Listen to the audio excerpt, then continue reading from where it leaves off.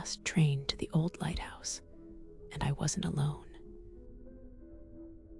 The conductor's clock had stopped at midnight, but the board still blinked a tiny red light, as if refusing to accept the end.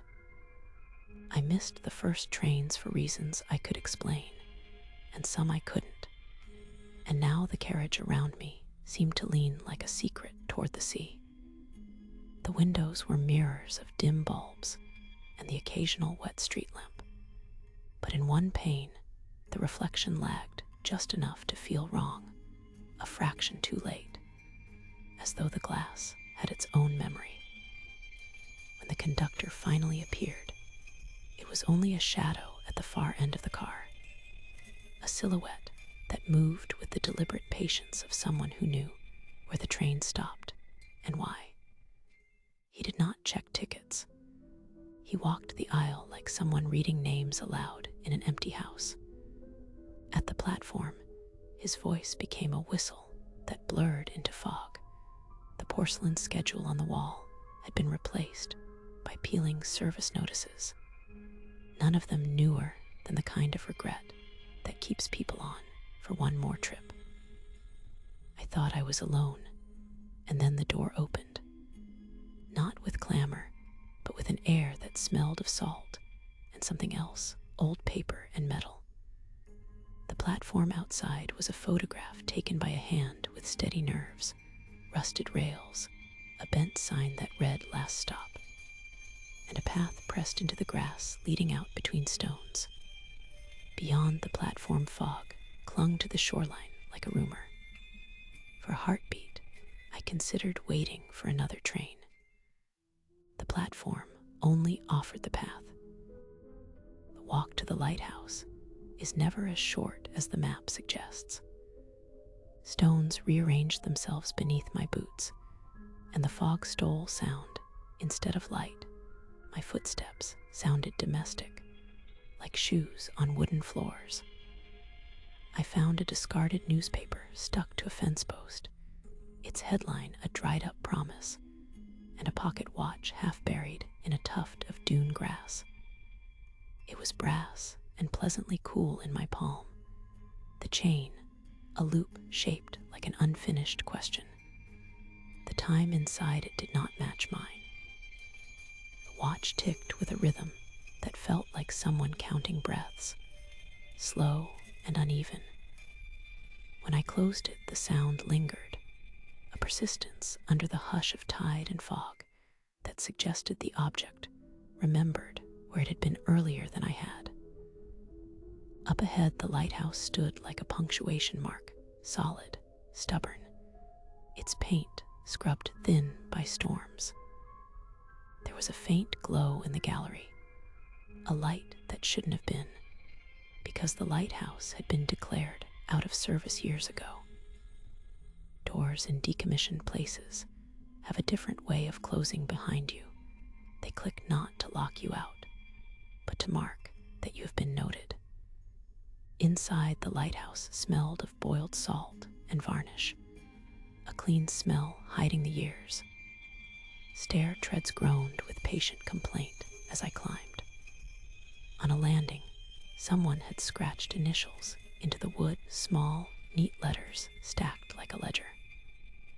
Lower on the banister was a faded photograph, the faces indistinct, as if the film had been asked too many questions. Halfway up, the sound changed. Not footsteps exactly, but the echo of another rhythm that matched the watch, slow, deliberate. I held the metal to my ear and found it was not a clock, but a metronome of waiting, one tick, then a pause like a held breath. The echo answered from below, or perhaps it was memory answering memory. The idea of another person in that house of light entered my head like cold water and settled there quietly. I told myself it was only the building reacting to my weight, or the watch sinking to the sea. But the stairs suddenly felt too precise to be accidental. On the landing above, someone had left a chair turned toward the window, as if waiting for something that arrived in silence. A mug sat on the armrest cold and ringed. The photograph in my pocket, because I found I was carrying a photograph, was of the same chair and the same window, shot decades earlier. The frame in the past had an empty chair, and this chair was empty now, too. I sat because my legs wanted the pause more than my mind did. The sea stitched a steady hem of sound under the fog, and the lighthouse beam swept a patient hand across the glass. Someone cleared their throat behind me. It was a small sound, careful, like someone testing a room's furniture. I turned. There was nothing there, only the doorway framing the stairwell, and a shadow where the stair turned away. The feeling of being observed tightened its glove around me. I found marks on the windowsill, names scratched into the rotted paint, dates that made a small, private calendar of arrivals. Some were recent enough to still carry damp salt. Others were old enough to look like warnings. My name was there. I looked at the letters as if I might have misread them, but they were my handwriting, slightly hurried, the same way I write in margins when I'm afraid the world will forget me. How had I been here before I had arrived? The photograph I'd found earlier fell from my pocket when I fumbled, landing face up on the wooden floor. It showed the chair, the window, and someone seated, seen from behind, with a pocket watch in their open hand. The curve of the coat matched my own. For a moment, time folded like paper, and two instances of me shared the page. When I looked back to the chair, it was empty. When I looked back at the photograph, my heart misbehaved, as if it had been startled awake by recognition. Someone whispered my name from the stair. The sound wasn't a voice so much as the memory of a voice, the way an old song returns for a single phrase.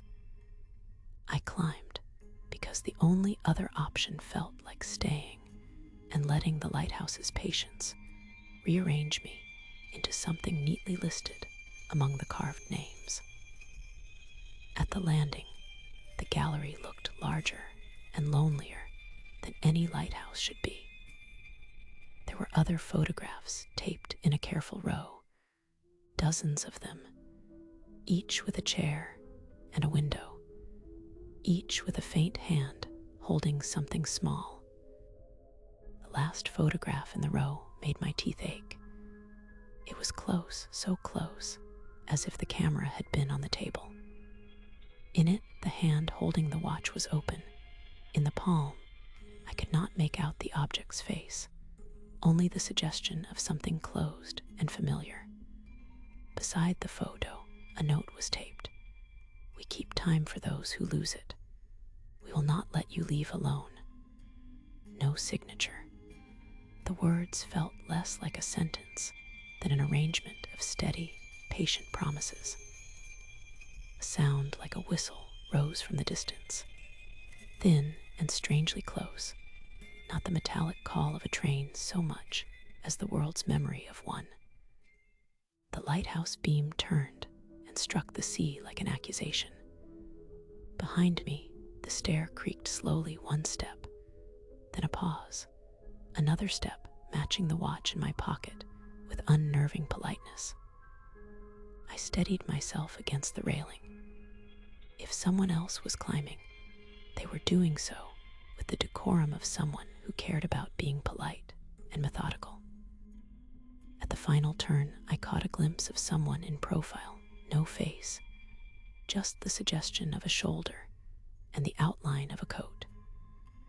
Their hand rested on the final newel post, a pale, deliberate gesture, not of threat, but of belonging. We stood there like two reflections that had learned to touch without breaking the glass. My watch clicked. Their watch, if it existed, did not seem necessary. The lighthouse kept its own rhythm, and we were, for the moment, counted. They spoke, not words I could lodge into memory easily, but a series of short, courteous fragments. Been expecting, come back, not alone. Each fragment felt like a key placed into a lock that didn't have a door. The voice was familiar in the dangerous way of forgotten melodies. You think you'll remember the chorus until the sound changes and you find you've been humming a stranger's tune. I answered because staying silent felt like admitting I'd always been waiting.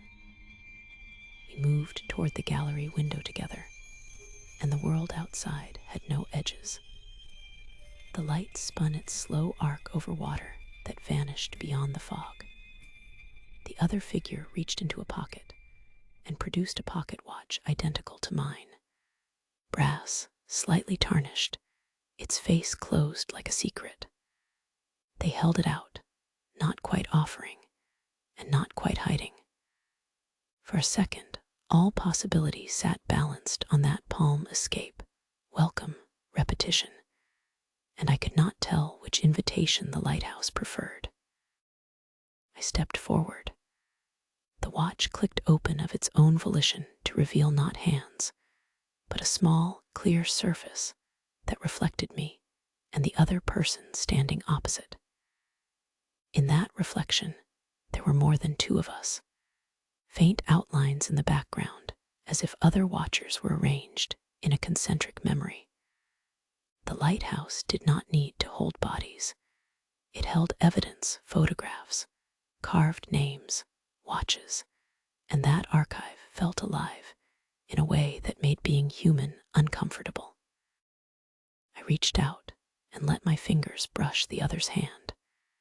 It was warm and real in the way that coincidences sometimes are. They did not say the words I expected, and perhaps that was kinder.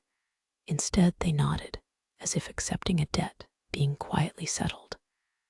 The lighthouse beam swept on.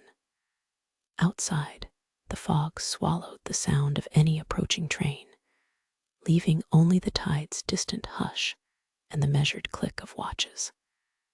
The offer was unclear, a hand to leave with, or a hand to show you how to wait. The ending will not be tidy. I walked back down the stair with the rhythm of two watches in my chest, a double measure that made my steps feel both heavy and precise. On the platform, the train was a promise made of cold metal, waiting with its door shut at midnight's insistence.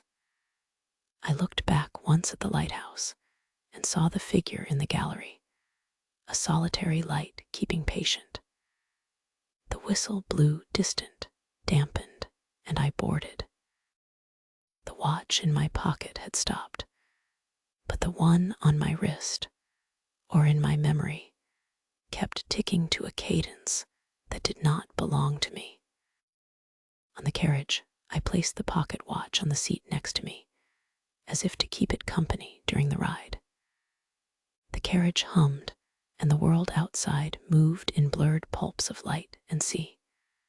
When the conductor passed, he offered no ticket check, only a polite nod that felt ceremonial. At the stoplights, the train paused, and the ocean breathed. I realized, with the peculiar calm of someone who has surrendered to a riddle, that the lighthouse had not asked to be saved or shut down. It only asked for witnesses.